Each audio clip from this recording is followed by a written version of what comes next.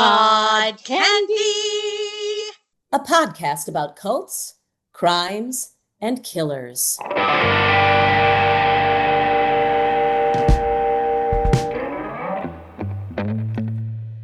Aileen or Lee Wuornos was a sex worker who murdered 7 men in Florida between 1989 and 1990, claiming each killing was an act of self-defense against clients who had assaulted or attempted to rape her.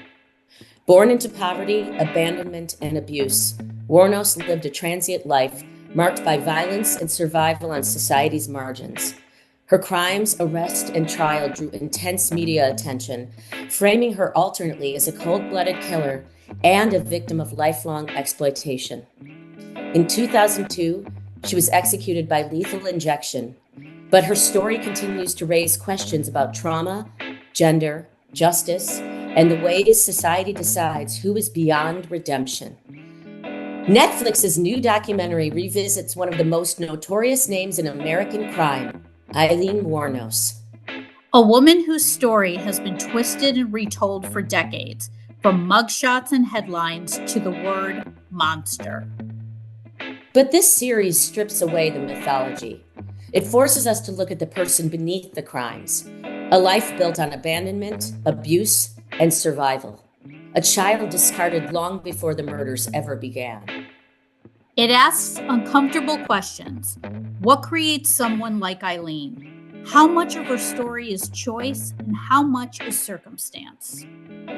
Because this isn't just about the violence she committed. It's about the violence she endured. About the cycle that never seems to end for women society decides are unworthy of empathy.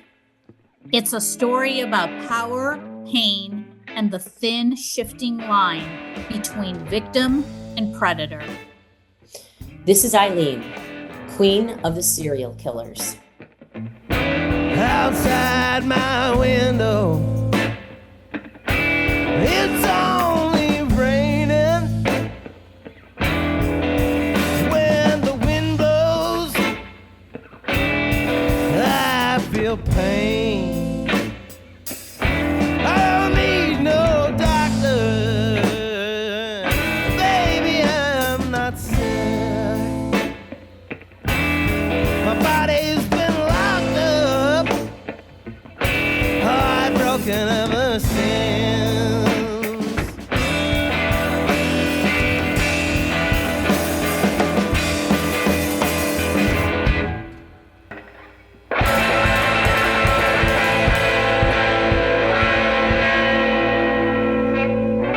Hi, Dori. Hi, Stacey. Nice to see you.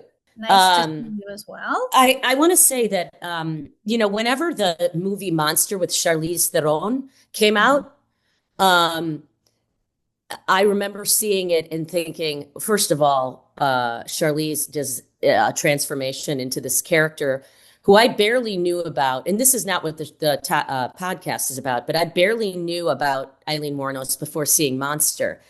I was very interested in the whole case and whether or not, these men were abusive and all that stuff. But it seemed as if the movie Monster portrayed her worse than the documentary we watched. These sand roads like this are all throughout the national forest in Ocala, Florida. The hunters call them pig trails.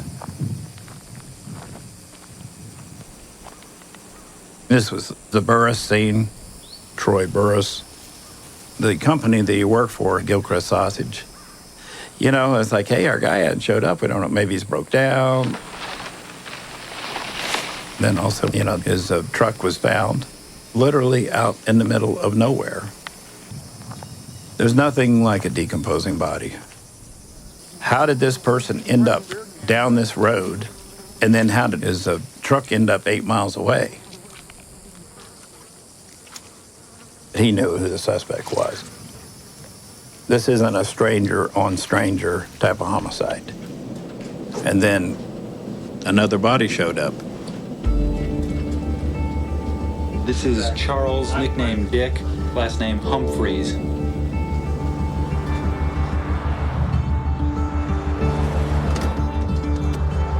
The Humphreys murder was more brutal. There were 7 bullets, not 2. And it's the same bullets.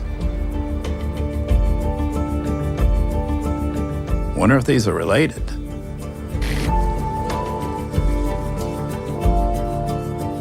It wasn't uncommon to do a fax blast to all agencies in the state of Florida saying, does anybody have anything similar? Information started coming back. Citrus had 1 body, Pasco had 1 body, Dixie had 1 body, Volusia had 1 body. We had 2. 7 men were killed within a 12-month period, all found dead in the woods. As the cases began to progress, we'd see the headshot more. The passion of the person who's committing these murders is increasing. The rage. The first murder that we knew about was Richard Mowry, This is Mr. Mallory. found in December of '89. Mr. Mallory. His car. His car. In every case, the victim's vehicle was found in some other part of the state. There were used rubbers and a blonde hair found at one of the crime scenes. It's like, wait a minute, this is a woman out here doing this? The documentary we watched, I felt very sorry for her. And I am not saying what she did was okay or right or good. Taking somebody's life, taking somebody's husband, partner, father, brother, whatever away from them is obviously not the right answer. But this woman had no chance. No chance. Yeah. I think I texted you right after I watched it, and I expressed the exact same sentiment. I feel bad for her. It's, somebody who has lived a life where they have been abused their whole entire life, by men, by women, and really, really difficult abuse, like difficult sexual, obviously mental abuse too. But really, it sounded like really strong, like physical abuse. So when I was little, I was adopted by my grandmother and grandfather. My grandmother was really clean and decent, did not swear, did not drink. She was into Jesus Christ. Grandfather was a sergeant in World War II. He was very stringent, but he was not nasty. A very decent, moral upbringing. At around probably 14, my grandmother died from cirrhosis of the liver. I always miss her. And I'll always love her. At around 15, I ran away from home. I got caught, went to Adrian's training school for 6 months. When I got out, I hit that road and I split from the state. On the road 24/7 for 4 years, nonstop.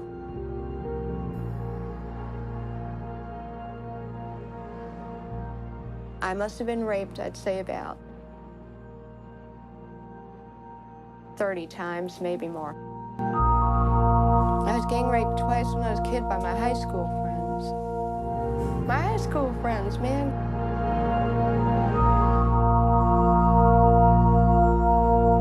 Not condoning that you should be murdering people, but I got it. Like, the system really failed her. Life failed this woman, and I think we should both say, like, this was not my favorite documentary. I think you agree with that, right? Like, it's not the way that it was made. It was just I couldn't tell if all those clips were actually Aileen Wuornos.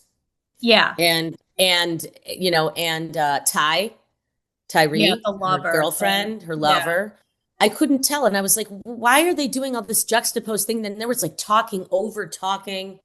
And then going between this weird, I mean, no offense to the reporter, she was beautiful and I'm sure she's great, but it was very sort of set up and a little fake from that female reporter from wherever, I don't know, CBS, I don't know where she was from. And I don't remember her name. Maybe John will tell us. But that reporter who interviewed her and then interviewed other people, I just thought she was a little bit, she was sensationalizing. It felt sensationalized with that woman. It was, yeah, it was all very choppy. It was all very choppy. It was choppy. It was hard to follow. But I think that I think that the reason why I feel such like maybe like compassion towards her is when, you know, she went through this trial and it was obvious with the prosecutor that he was just out to get her, and then he was running for office, and there was no true like listening to her. Like, this is like he didn't allow the evidence, all the evidence, to be supported that she was attacked, that she, you know, that one of the guys like was raping her. We especially thank God for John Tanner. Obscenity kills women and children. The decent people are going to demand the laws be enforced and the pornographers have got to go. John Tanner was the lead prosecutor and running in the election for state's attorney at the same time. Aileen Wuornos was everything he detested, and he thought she would be an easy conviction. So you were assigned to be the judge on the Wuornos case. What happened? The state, about a month prior to trial, filed a motion to disqualify me or recuse me. Why? I can't really tell you. This was a direct attack on me that I was not the person they wanted to try this case. They knew that I would give this woman a fair trial, and they had no intentions of that ever happening. It is kind of that thing, we weren't there. So it could have been her making this up, but it didn't. My feel gut that way. reaction was, that it didn't feel I that believed way. her. And she admitted when she lied. Like, she admitted about she had said Richard, the first victim, had anally, I actually took notes on this because I didn't want to miss, had anally raped and tortured her, Richard Mallory. But that was the only lie, Lee said. And, this Richard drove her into an area in the woods. I mean, if somebody drives you into an area of the woods, it's not really a good. But they sealed up all these, Tanner, the lawyer you're talking about, the prosecutor, never got the sealed records of Richard's past convictions or whatever he had done. He was a former rapist, right? He was right, they said they had nothing on Richard. And they did, and Tanner is a hypocrite. I mean, he is a hypocrite. What we want to get your reaction on today, Lee, is that we have found out some things about Richard Mallory that were never introduced in court. Wait a minute. Okay? Okay. Richard Mallory was convicted of assault with intent to rape. When was this? What year? Well, he was actually arrested in 1957. Okay, he ended up spending 10 years in an institute for criminal sexual deviance. Well, he had his sexual defunct all his life then, because he was a maniac with me. When you went to trial, did you know that Richard Mallory had been arrested for assault and attempted rape? No, we did not. Did you know that he claimed he was insane at the time of that incident? We do not, nor did we know that. I want to read you some quotes that he wrote at the time to the judge. This is Richard Mallory speaking. "I hope they give me the gas chamber. I am no use to myself nor to anyone. I should die, and I wish I could. I was afraid I might do something someday to somebody. Here's the quote from the doctor who ran the institute after several years of alleged treatment. Because of Richard Mallory's emotional disturbance and his poor control of his sexual impulses, he could present a potential danger to his environment in the future. Another quote. He is still an extremely confused, impulsive, and explosive individual who will get into serious difficulty, most likely of a sexual nature.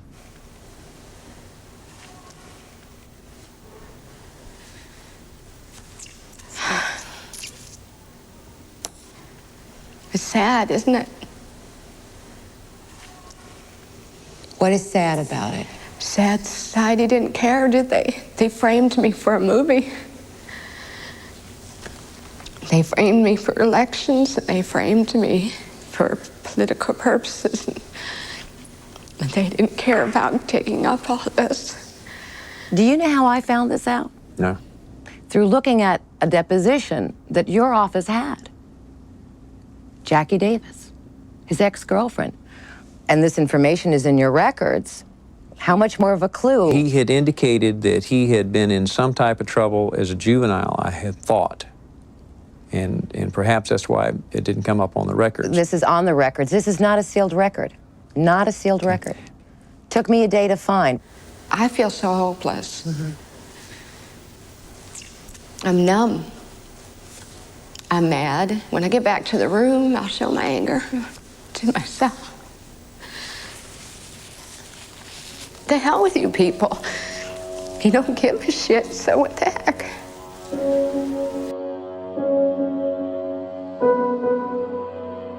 That really upset me. And again, like you said, nobody was listening to her. Yeah, this is what Tanner said. Richard Mallory is not violent. He has no history, according to Tanner, of any rape, abuse, or any of that stuff. And then she said, they framed me for a movie. They just wanted her to be gone. They just wanted to get rid of her. And the girlfriend that that Aileen was in love with her. And her name's Tyra, not Tyree. Sorry, Tyra also turned on her as well. So it's like, you know, I've personally never been put in that circumstance of having everybody against you. And again, I feel like I'm like so like defending her so much, but she didn't seem horrendous. She felt like when she was taught, she had a bit of a sense of humor, but she really truly was like, I would call it defeated, like just a person in this world who's defeated. I also want to say too, she gave off to me, like, you know, Kate McKinnon from Saturday Night Live. Yes, when she does she's like my favorite. He does she does that alien character where all the aliens are like up my butt. That's what Aileen, when I first started watching this, I'm like, oh, this is like that Kate. And of course, that's, you know, very sad that's like, she was a real person, but I did get that vibe. Yeah, me too.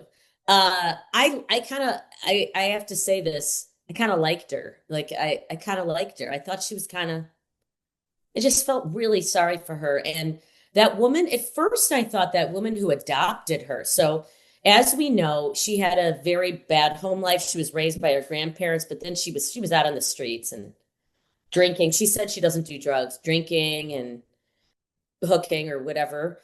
This woman named Arlene Prawl adopted Aileen as an adult. As an adult.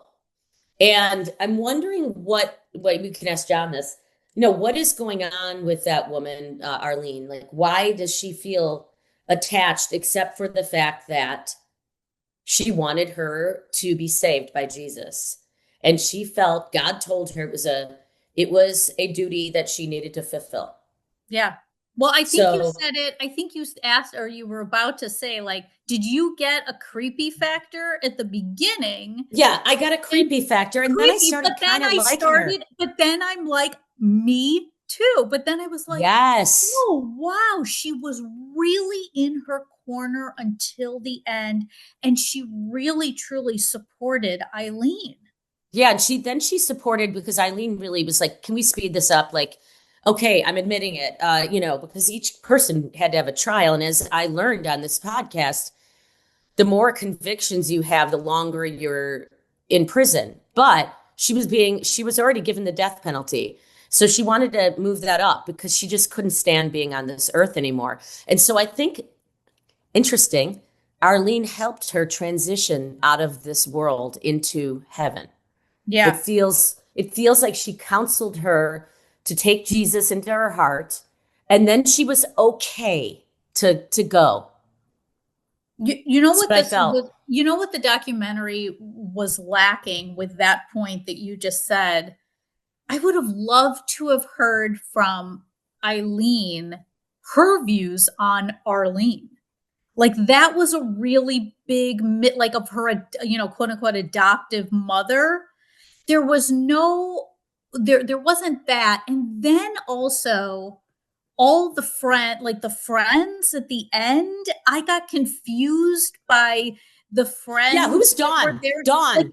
Like, they came out of nowhere and they seemed the same. I got them confused. Well, so did I, because Dawn came out of nowhere. There's an Australian, who's the one from there's an Australian friend. Jasmine Hurst is corresponded with Lee for 8 years. And I think she just she was a photographer and she wanted to capture, they had an interview, like she came in town from Australia and interviewed. She got to see her, and also her friend Dawn, who I couldn't track her. I was like, where's Dawn from? Was the last person to say goodbye to her. Yeah, they just but who was she? Up. Yeah, there was no, that's again, just like nitpicking the documentary. It's a very quick watch for everybody who's listening now. But I would be more interested in reading more about Aileen Wuornos than watching this documentary. That's just my personal view on it. I don't know. I think that I do think that the doctor probably has some really good insight into this. And I'm wondering if maybe he could answer for us where all these friends did come from. Well, like if he followed it better than the rest of us. He probably did. Diane's last name is Botkiss, and she's a family friend, but that's all I know. And I don't know where she came from. And why didn't she take care of Aileen growing up? Like, why wasn't she there? Like, what? Well, where was she? Maybe the doctor has some answers. Should we bring him in? Let's bring him in. Let's see. Oh, you know what?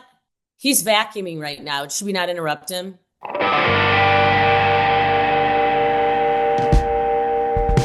Dr. For our special guest. You're exactly right. You need to clean this green room because it's getting kind of stifling in here. I bet. Thank you for letting me out a little early here. Stacey and I are giving you big applause. Woo! Yes, Dr. John. With the slow clap. I get the slow clap coming out. Reminds me of I have a lot to say on this whole thing. And by the way, I want to emphasize, as I always do, a little commentary on the documentary. And this was not a well-made documentary. I agree with both of what you said. It was Stacey, one of the things I'm watching it and I'm going, why are they putting these images of lesbian girls frolicking on the beach? Was that Lee and Ty? But it didn't look like them. It was confusing. And then some of the characters that are introduced so quick, which are these friends, and not really explained really well. And you're exactly right. These friends appeared towards the end, and the documentary almost made it seem like these friends were creating a Coachella festival out of all of her execution day, and they're laughing and reminiscing but reminiscing not with sadness, kind of laughing and joking in a hotel room about the execution and about Aileen Lee. And it just seemed bizarre without any explanation. But you know what? The other thing I have to say to both of you, and it really highlights our job here on Pod Candy of giving a little more background and insight into a case like this, because the documentary fell very short on these things. I would have loved to seen more about her childhood, which I'm going to comment on, etc. And this whole bizarreness of Arlene Prowl, is that how you're pronouncing her name, Stacey? I think so, yeah. Adopts Lee while she's in prison. On death row. On death row, already convicted, and this woman adopts her as a child. That's, to me, it's like bizarre. Right. Eileen's an adult, but she adopts her as her own child. Bizarre.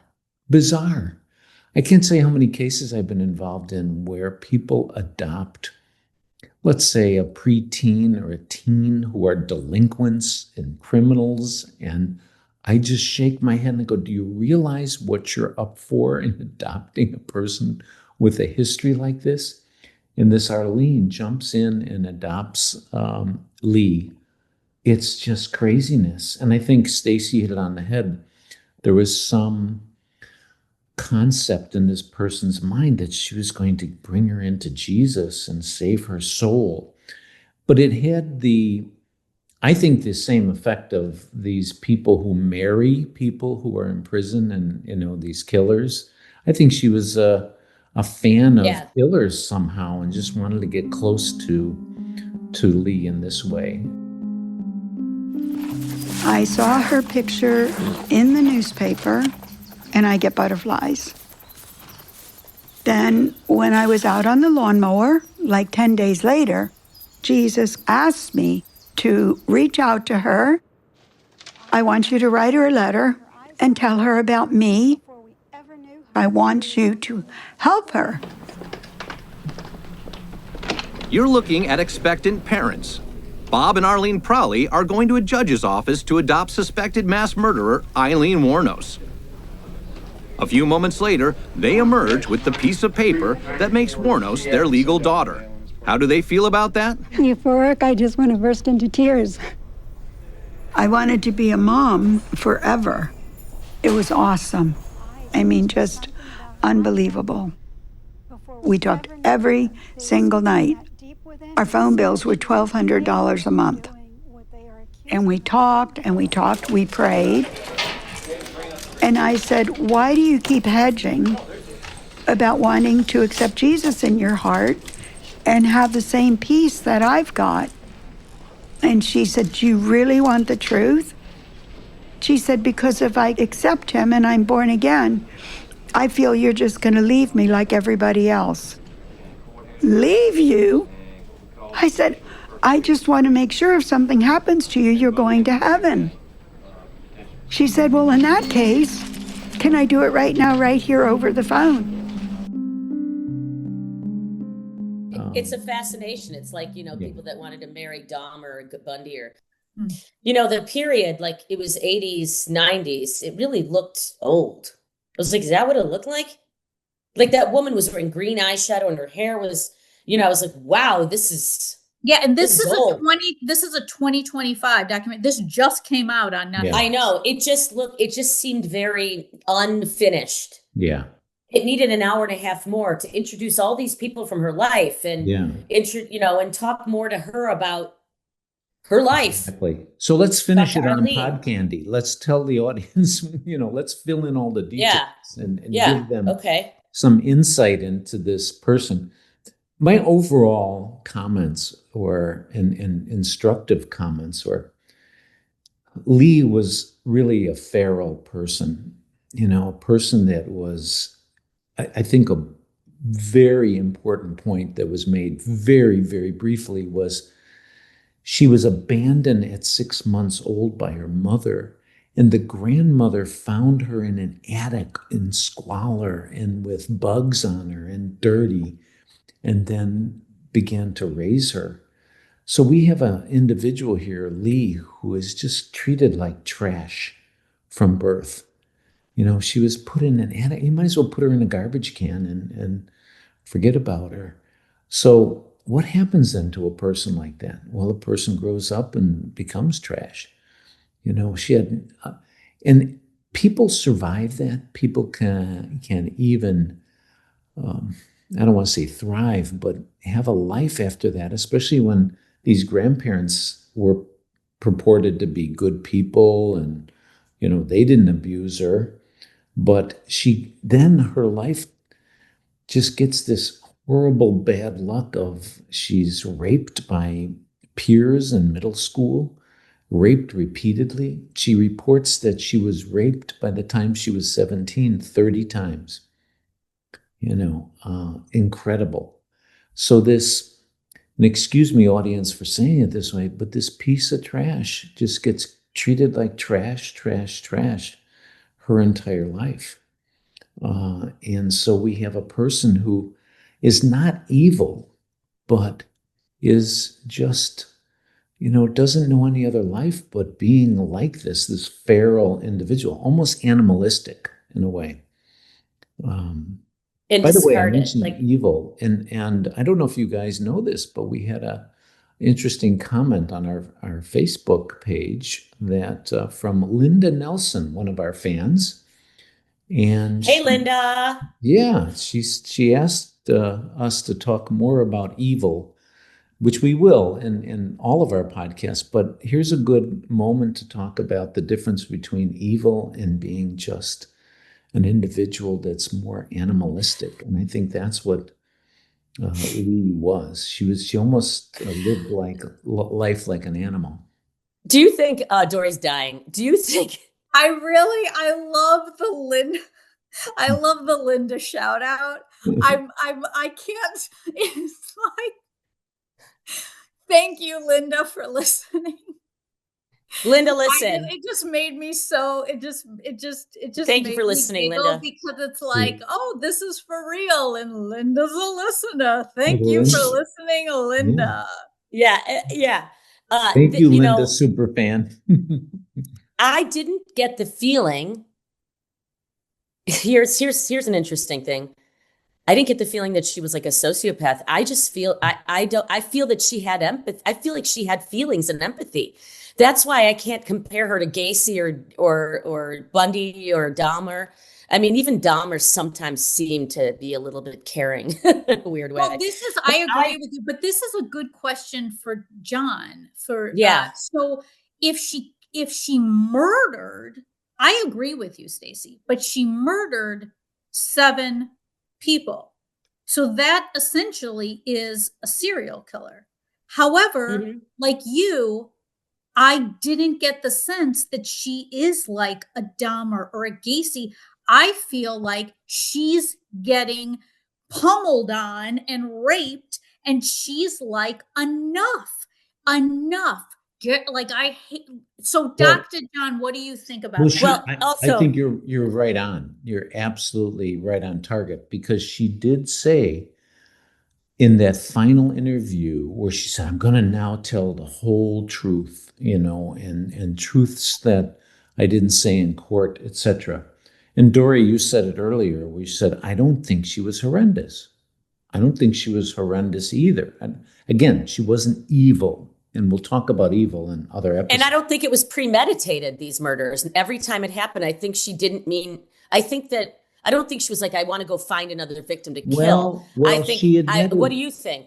Stacey, I have to interrupt. She did admit in that truth interview that the first 3 were self-defense. And I think this Mallory guy, one of her first victims, was abusive to her. She said she admitted she lied about him anally raping her. Correct. He was very rough with her, etc. And then she has 3 other men that she's abused by, and I think was self-defense. But in that truth interview, she said, then I went on a rampage. I went hunting for rapists. I went hunting for these men. So we have this individual, and this is where I talk about her kind of animal nature. I really think that's what's operating here. And it's not a horrendous person. This is a person who is feral, is like an animal. And she, as Dori said, thinks she had enough. It's like, okay, now she had enough. Her anger, she her disgust at what was happening, and she went on the hunt, you know. So I was underneath the viaduct of Tampa when I ran into Richard Mallory. And you all have heard the story, what happened with him and everything else. And that was supposedly rape. Well, that is true. It was rape. But there's only one thing that I lied about. And that is that there was no sodomy. I slipped with the cops in the beginning saying about sodomy because I was thinking about Tyra and I was just running my mouth, saying anything that came to my head. I was thinking of raped women and their problems and my problems and everything, and just anything was coming to my mind. You know, I wasn't even there. I was hysterical. So when I started on the confessions, I remember I said sodomy to him. I said, ooh, I better be a little consistent here, you know. So I said, Richard Mallory used sodomy. Then I had to keep up with that stupid lie throughout the court and everything, and it pissed me off. I didn't like doing it. So I felt really bad about that. Yeah. 6 months later, I ran into David Spears. He had a lead pipe in his hand.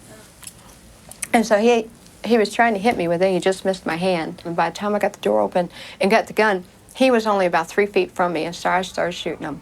And I shot him away. So he was also definitely an assault. There was no rape involved or any of that jazz, but he was an assault. Now my head's swimming in thought, I'm not going to, go to prison for life for these creeps.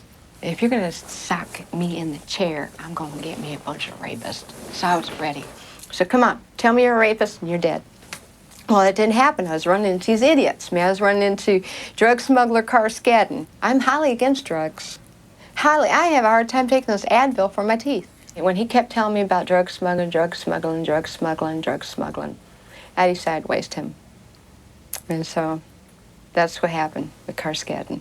Well, here I got a first degree. This is really first degree. I don't care anything. I don't care about anything no more now. It's over. It's over. Aileen Wuornos, the real Aileen Wuornos, is not a serial killer. I was so drunk and so lost, so fucked up in the head, man, that I turned into one. But my real self is not one. Let's throw this out there. So she killed rapists. Is that bad?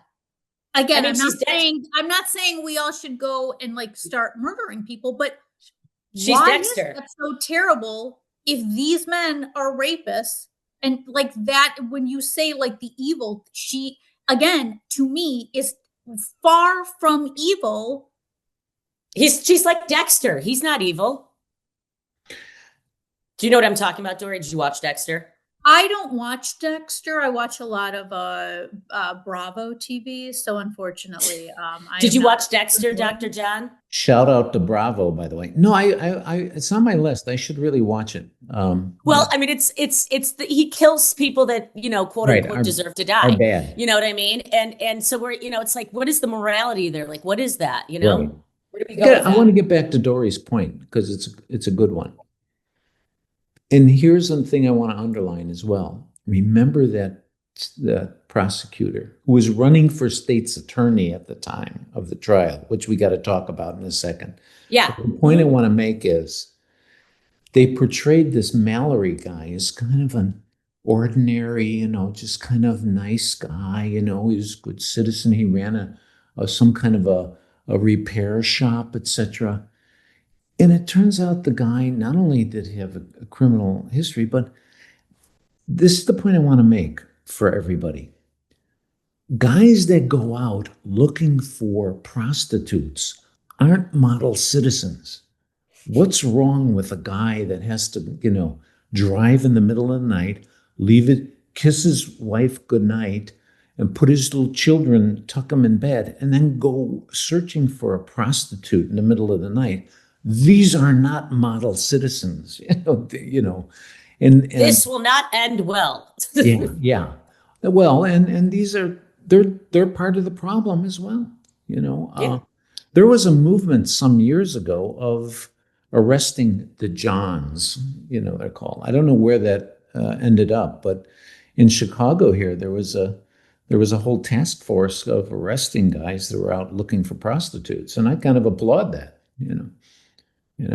Besides, what kind of a man needs to go out and hunt for sex like this? It's crazy, and wrong. I mean, pornography is at your fingertips, gentlemen. Literally at fingertips. But also not to begrudge sex workers, because it is a profession, and it is, and I'm sure that's a whole other tangent we can go on. But again, my point with that is the whole, and this maybe is like something you can answer, John, like just with like your mental thought of this, of killing bad people. Why do I think that may be okay? Again, not saying that I would ever go and murder somebody, because I don't have it in me, but I don't necessarily begrudge people. And, that's been lately, that's happened with the health insurance guy, the United Healthcare guy, and the guy, his premiums were so high and he couldn't get anybody to help him, and he murdered the guy. Is that right, in cold blood, to go out and just shoot a guy and kill him? No. But I get it. I understand it. What does that say about me, John? Am I just completely... I agree with you. I think what it says is that your sense of morality, is that bad people deserve bad things done to them, and your sense of justice, and that's yours. And by the way, I think it's a lot of people's. That's why we do have death penalty and things like that, is that people feel that these people should be eliminated and not walk the world. Now, there's a lot of people on the other side that say, whether you're evil or bad or do bad things, you're still a human being that deserves to live. So it's a huge debate in the world, quite frankly, not just the United States, but the world, of what to do with these people. And so I think that's what it says about you, Dori, is that that's your value system, and we should all honor that. I don't know where I stand on it. I've been with these individuals on death row and have had to evaluate them and sat with them in evaluation rooms for hours, and people that are purely evil. I've evaluated, and I get out of these interviews and shake my head and go, this person doesn't deserve to be walking around our society, but do they deserve to be killed? I don't know. Yeah, see, that's the thing. And I'm not for the death penalty. So I'm just going out there and saying, like, I am not. Yeah. But Me neither. Get it. But I get it, why Aileen did what she did. Yeah. And I am not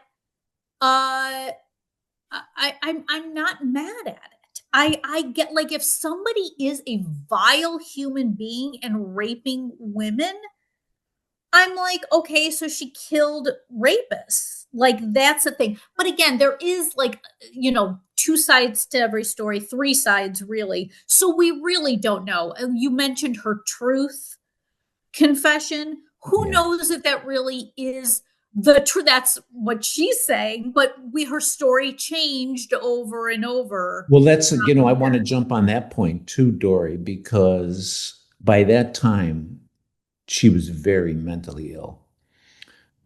You could see the change and transition in her.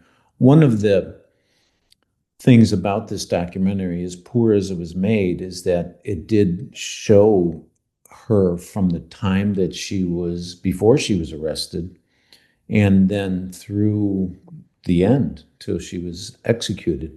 And you could see the progression into madness.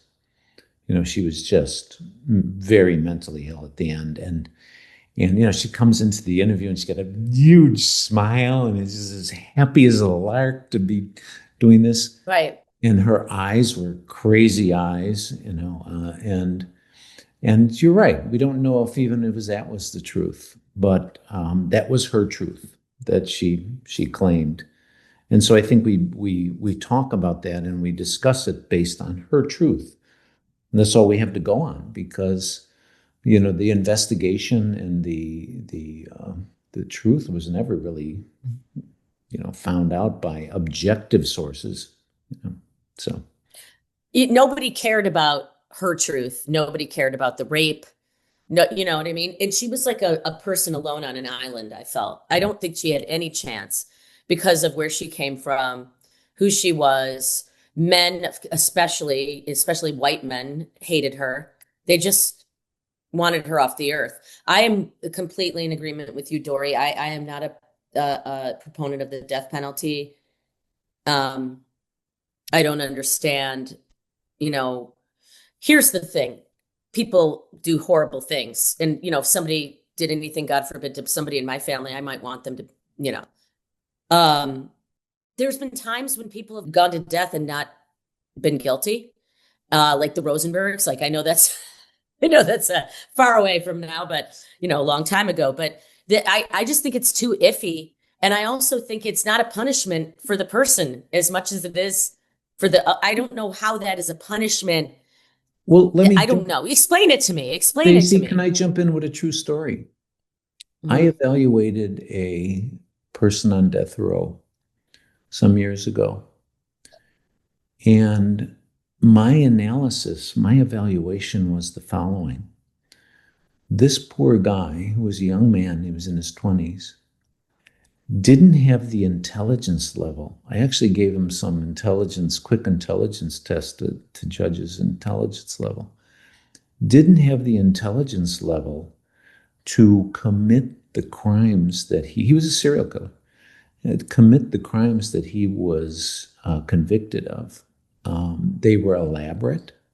They took planning, which a person who has a challenged intellect, we used to call them retarded, but we don't call them that anymore officially, of low intellect. One of the deficits they have is they can't plan or string events along. And this guy, his killings were elaborate. And the whole thing had an air of him being set up, because a couple of the people that he was accused of killing were FBI informants on the drug trade.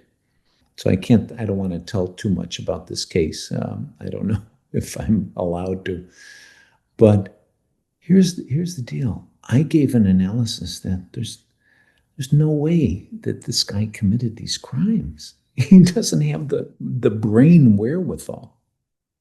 He was executed. Oh. So. And do we know if he did it? I don't know. I don't get, follow up on cases like that once I do the evaluation. But was he doing some stupid stuff? Yeah, he was doing drugs with a number of these people. He was having sex with them. These are all women that were killed. And they were chopped up, and, some of them were burned to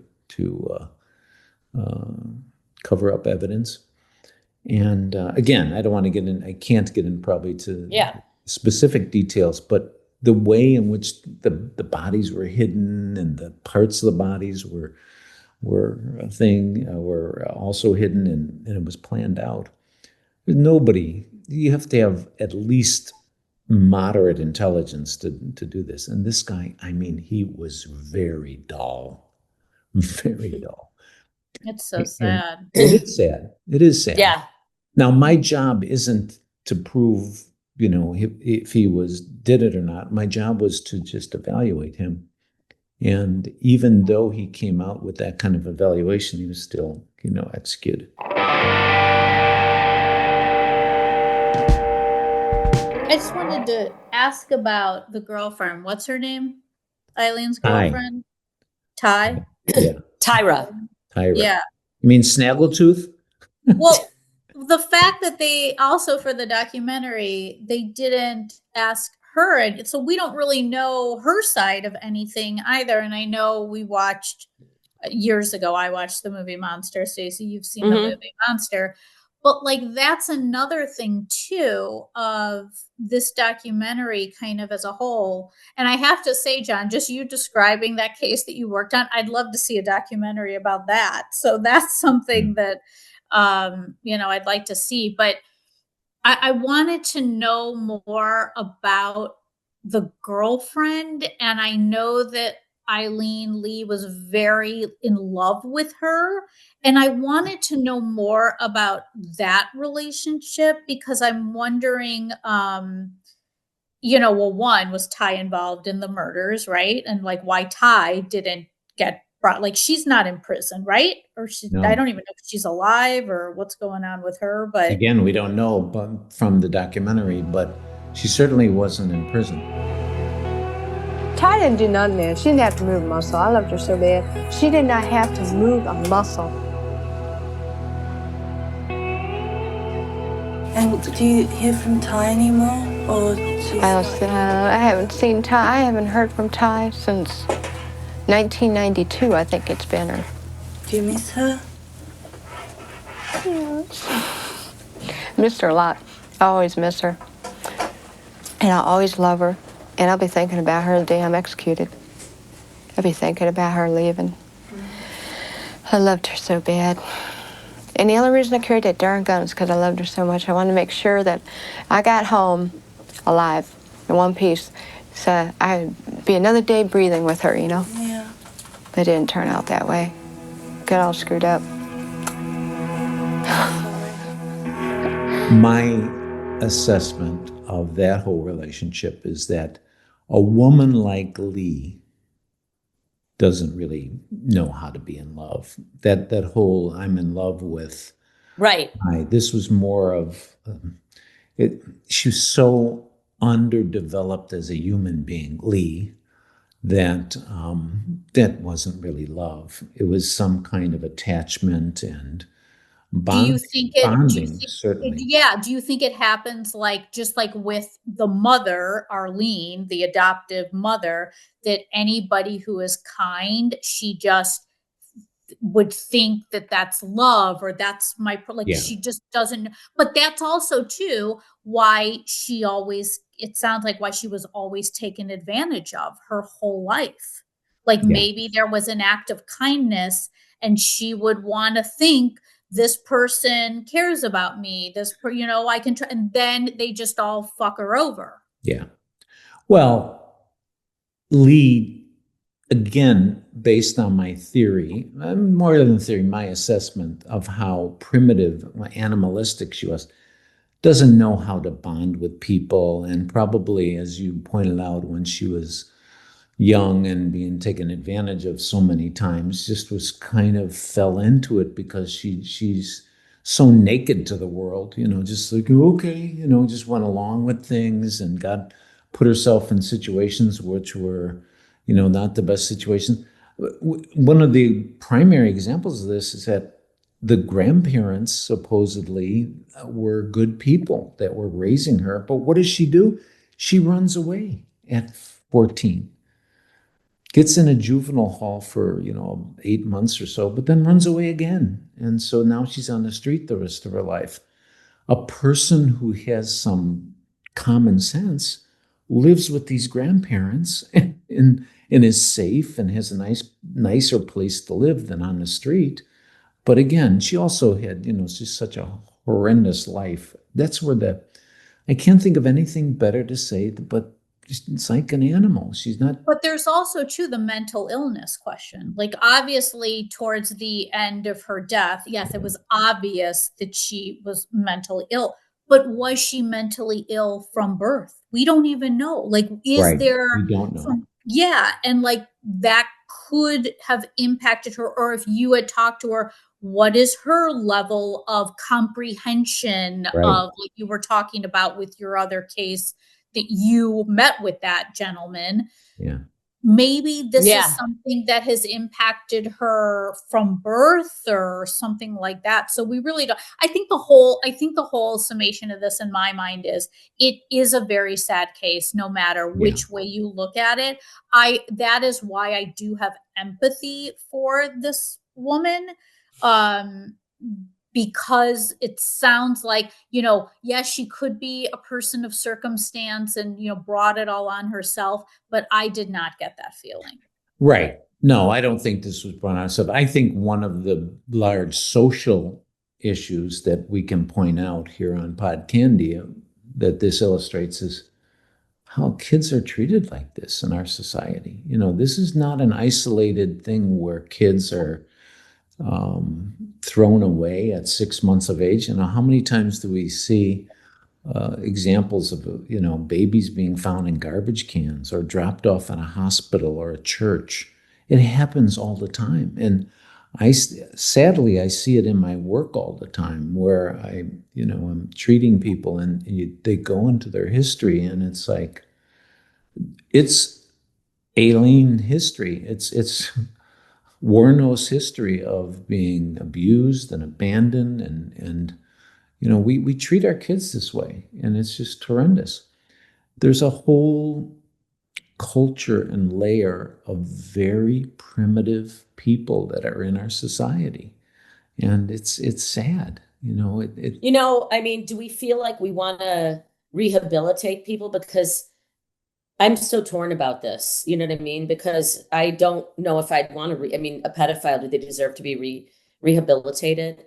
Does she deserve to be rehabilitated? Could she be rehabilitated with medicine and therapy and stuff like that? Can that happen? Can they stay locked up and have a life there, regain, how does the death penalty help society? Yeah. Well, I'm just wondering because I'm in this field. We don't care about people that are just, we discard them. Because I'm in this field, I believe, and maybe I have to believe, that everybody can change and be rehabilitated. But Aileen would be a total reclamation project. It would be like a house renovation from what is it called when you totally demolish something, a house and then rebuild it? It's like gutting. Yeah. It's because she remember what I keep saying, the theme I keep saying. She doesn't know really how to be a human being. She doesn't have basic skills. Feral. Remember I said feral at the beginning.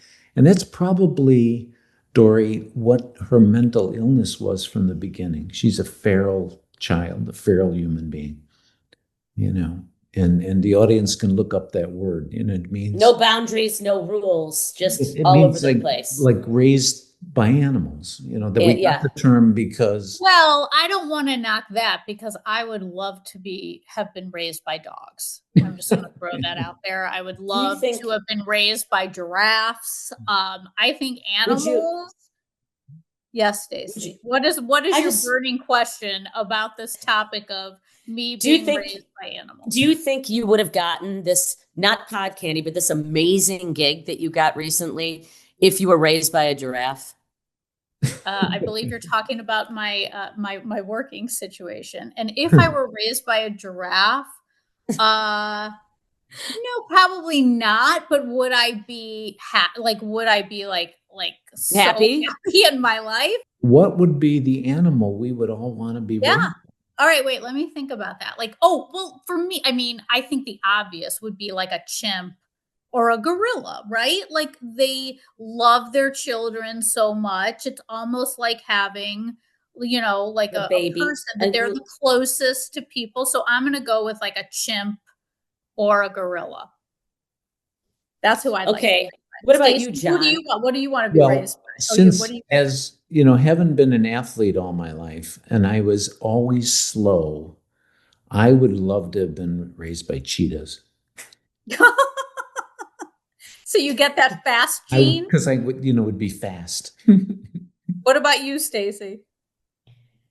I think I'd want to be raised by penguins. Ooh. Don't they die early though? Do they live? I don't know, but I like how they take care of the egg and they sit on it, and they're very close. and they have partners, you know. Sense of community. You like that sense of community. Yeah, I think I would go with a penguin. Yeah.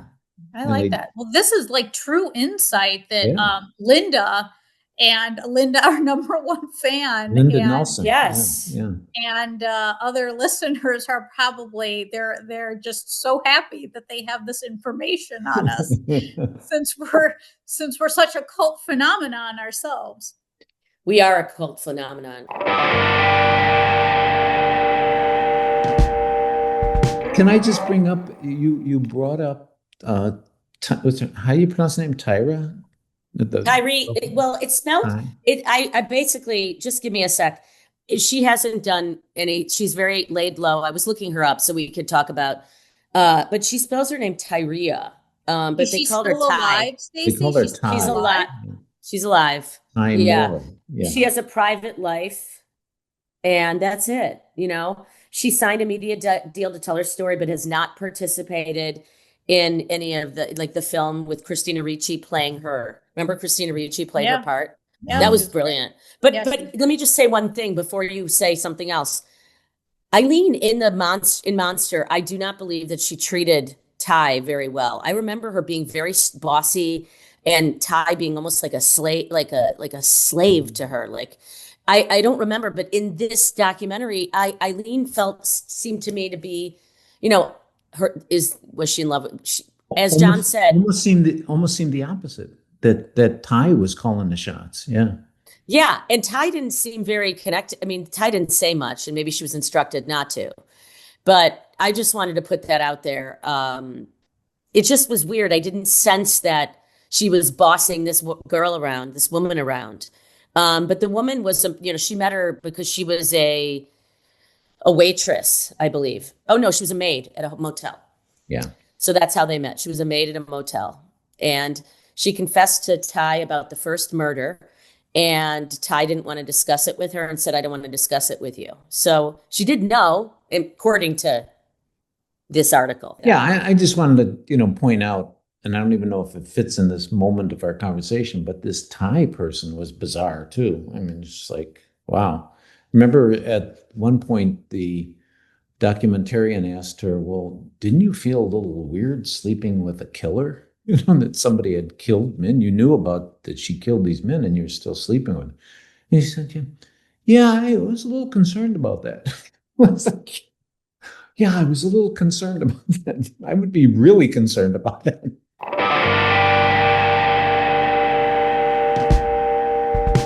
Well, I think all in all, I think we can agree, not the best documentary. But an eye-opening thing for me, because I didn't know I didn't know how I felt about her. I just always felt that she was evil, as our friend Linda asked us. But now I'm not convinced of that. There's a shade of gray here, and it's just I don't think it's evil. Again, we're going to talk more about evil in episodes to come, Linda. So keep listening. But again, it's more feral. This person just was not the same kind of human being that we all are. And it's not necessarily evil. Great. All right. Good one. Right? Thanks, everybody. Yeah, This was a really good one. And we found out what animal we'd like to be raised by, which is fantastic. Penguin, giraffe, and cheetah. All animals found at the zoo. Chimpanzee, or gorilla. Oh, chimpanzee or gorilla. I'm penguin with cold climate. And you guys are in warmer climates. Yeah. Seems. I don't mind so we can visit each other. I wouldn't mind the savannah.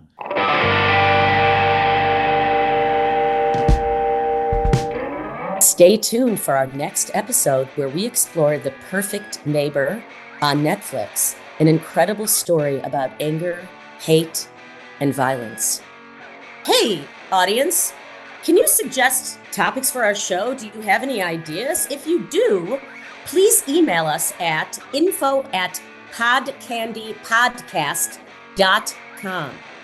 Support Podcandy. If you love our podcast, consider donating any amount to buymeacoffee.com/podcandy. Every bit helps us keep creating the true crime, cult, and pop culture stories you can't stop listening to. So people can buy us a cup of coffee? Thank you to everyone for listening. Our theme music is written and performed by Midnight Current, and you can hear more from them on SoundCloud. Please visit podcandypodcast.com to learn more about us and listen to all of our episodes, or on Apple Podcasts, Spotify, or wherever you get your podcasts. Thanks so much. Pod Candy!